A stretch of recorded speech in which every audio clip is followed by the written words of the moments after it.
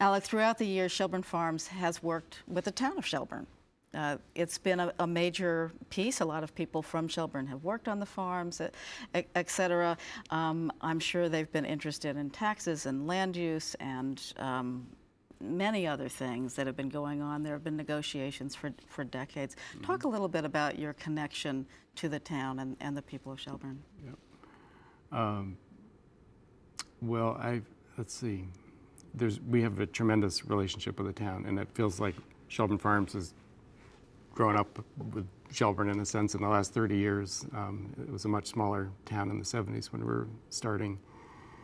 But, and there was a core group of leaders in the early 70s on the select board and other positions in Shelburne where they were really concerned about the future of the farm. And I remember the Regional Planning Commission, Art Hogan had done some schemes showing the kind of the subdivision of the whole property, what it might look like. And I think there was real concern in town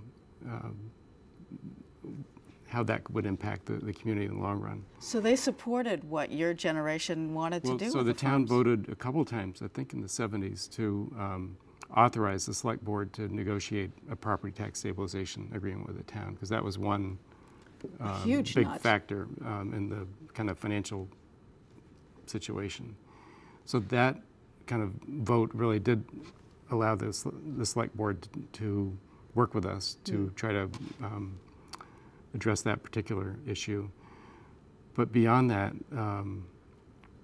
there's just been a tremendous amount of support. Today we have about 3,500 members, and about 15% of those are from Shelburne. So our support base starts in Shelburne, but then it goes out to almost every state in the country and a few countries outside of Vermont as well. So I think about 1/3 of our supporters are outside of Vermont and about 2/3 are in Vermont, but with the majority being right close to home. Right, and your pie chart shows that, how many people from Shelburne actually support you.